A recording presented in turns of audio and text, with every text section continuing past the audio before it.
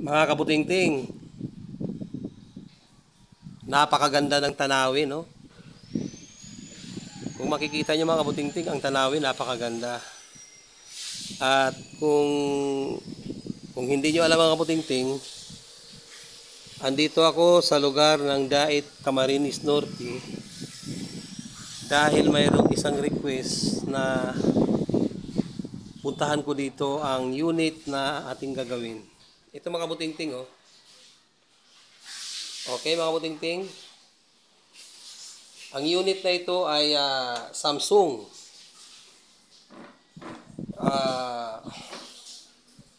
Kung hindi ako nagkakamali, mga 50-inch. Pa-plug in natin mga kabutingting nang malaman nyo kung anong issue. Kung makikita nyo, yung ilaw, saglit lang na kumurap. Okay mga kabutingting. At kung makikita nyo, wala siyang display. At kung makikita nyo, ang ilaw, kumikindat. Iwan lang natin kung ba't siya kumikindat. Baka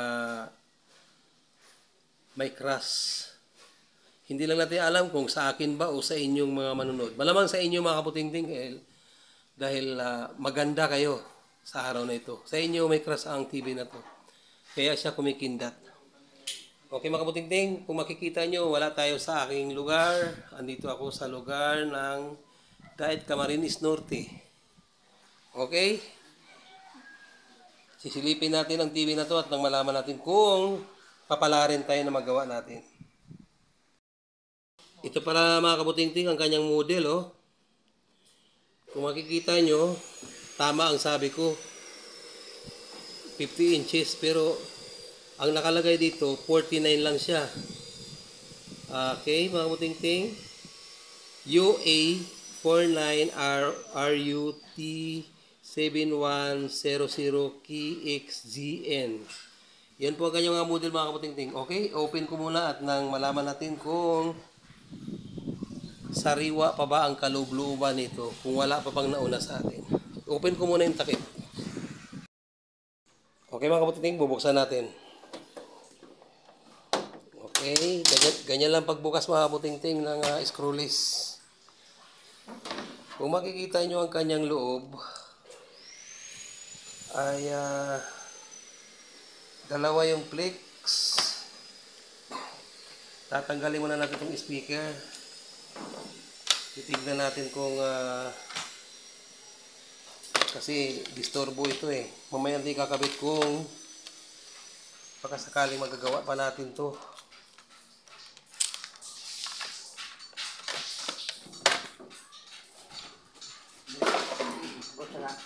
Okay mga kabutingting, gaya ng mga gawa natin ay walisin muna natin yung kanyang mga alikabok. Ngayon mga kabutingting ay titingnan muna natin kung maghahang tayo ng flex. Titignan natin kung alin yung may tama. Okay mga kabutingting, hahang muna natin yung gawing kaliwa ko. Gawing kanan ko. Ito mo lang gawing kanan ko. Hahang muna natin, pero dito na lang tayo maghahang sa may taas. Mas safe kapag dito tayo naghahang. At least pag dito tayo naghahang sa taas, pagka ito inilagay natin dito, ayan dyan, medyo safety siya. Okay, plug in natin nang malaman natin kung mag-i-improve ba kung tinatanggal natin yung kanyang flex na isa. Plug in. Kung makikita nyo mga kabutingting, yung butas-butas na mga pagmumukha, medyo sumindi naman ang ilaw. Kung makita nyo, umistidi ang ilaw mga kabutingting. Silipin nga natin ang likod, ang harap kung anong makikita natin. Okay mga kabutingting, wala. Pero umiilaw na yung kanyang butas-butas na pagmumukha. Sa ganitong paraan mga kabutingting, ibig sabihin ay natanggal na yung frutik. Ngayon, subukan naman natin na ikabit natin muli ito at itong isa naman ang ating tatanggalin. Titignan natin kung same issue ba na yung butas-butas na pagmumukha ng ilaw ay tuloy-tuloy ang sindi. Kasi tinanggal natin yung tumuloy naman yung ilaw niya. Kahit hindi naman siya nagtao po, tumuloy siya. Okay? Plug out. Okay? Kabit natin muli ito. Titignan natin pagka kinabit natin to kung tumuloy-tuloy bang ilaw. Kasi kanina mga kabutingting, hindi natin makikita kung tumuloy-tuloy bang ilaw kasi hindi maaninag kung may backlight ba siya. Ipalagay natin ulit mga kabutingting. Kung makikita nyo, umilaw siya uli. Pero, ayun, ayaw na siya. Nanahimik ang pagmumukha ng butas-butas na pagmumukha. Okay, umilaw uli. Namatay uli. Okay, makikita nyo mga kabutingting. Para bang gusto niyang mag-power pero takot. Hindi natin alam kung kanino takot, sa akin ba o sa inyo dahil pinanood nyo yung kanyang issue. Okay, plug out natin ulit yung power. At gaya ng kanina, nakita natin yung isa ang tinanggal. Ito naman ngayon ang tatanggalin natin. Okay mga kabutingting, titignan natin kung same issue na pag tinanggal natin ng isang flex ay didiretso yung butas-butas na ilaw ng pagmumuka. Okay mga kabutingting, ayan kung makita nyo, umilaw siya uli. Pero, ayun, umilaw uli. At pareho lang. Pareho lang sila mga kabutingting. Sa ganitong issue ay hindi natin masipat kung alin sa dalawa ang may issue. Kasi nung hinang natin yung isa, ganyan din, yung kanyang butas-butas na pagmumuka ng ilaw ay tumuloy. So, pag sabay na nakakabit yung dalawang flex, ayaw tumuloy. Silipin natin ulit kung mayroon bang image. Ayun mga kabutingting, wala pa ring image. So, meaning, medyo kailangan pa ng troubleshoot ito para malaman lang natin kung saan talaga sa dalawa ang may issue. Kasi, kung makikita nyo, hinang natin yung kabila, same issue siya, nakasindi yung ilaw. Nung isa naman ang hinang natin, ganon din, same issue, nakasindi pa rin. Okay mga kapatid, troubleshoot ko muna at titignan ko muna kung ano ang dapat gawin at update ko na lang kay mamaya. Ito na mga kabutingting.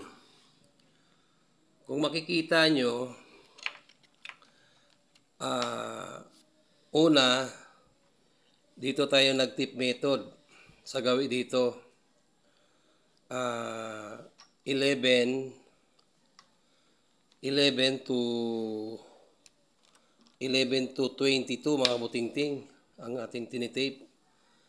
Walang talab, nga pa rin. At ang kanyang butas-butas na ilaw, ang pagmumukhang butas-butas na ilaw ay ganun pa rin kagaya kanina. Nung lumipat tayo sa kabila mga kabutingting, ay ganun ang ating ginawa. Magbibilang tayo mula sa taas, pababa, 11. Mula 11 mga kabutingting hanggang 22, yun ang ating tinape. Kung makikita nyo mga kabutingting, ito na yung aking tinape. Ayan mga kabutingting. Kung makita nyo, ay 11 mula sa taas 1 to 11 at 11 mula 11 hanggang 22 naman ang ating tinape. Okay mga kaputingting,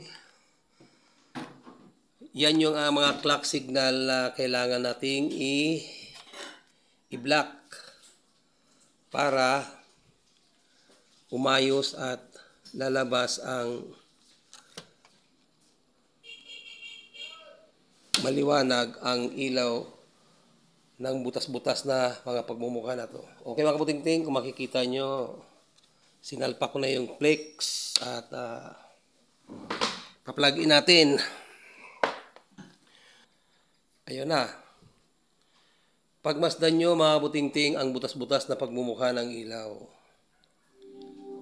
At narinig nyo ba mga kaputingting, ang sabi niya, eyo. Ibig sabihin mga kaputingting, thank you daw. Sabi ng TV, kasi nabuhay siya. Sabi niya, thank you. Okay mga kaputingting, kung makita nyo yung butas-butas sa mga pagmumukha ng TV, ay nananatili lang maliwanag ang kanyang mga ilaw. Ngayon, para makita natin kung may image na nga ba talaga siya, ay sisilipin natin. Ayan na mga kaputingting. Kung mga kaputingting, meron na. Okay mga kaputingting, at walang fine line, walang hair lines. Makinis naman. Ito na mga kaputingting, final test na. Kung makikita nyo, okay na yung TV, oh. Oh. Mga kaputingting, kung makikita nyo, ang TV ay nakuha sa 11 pins ng kanyang tip method. Okay mga kaputingting, ang TV na ito ay dinayo ko pa dito sa Dait, Camarines Norte para magawa. Gawa ng hindi naman ito makarating ng Maynila dahil siya ay malaki at ako na lang ang pumunta dito para magawa ang TV na ito. Kung makikita nyo mga kaputingting, okay na siya. At pwede nang magamit ng maayos ng may-ari. Okay mga kaputingting, hanggang dito na lang at are you the problem mga kaputingting? If you are not understand yourself, don't forget to like, share, and subscribe. Magandang araw mga kaputingting.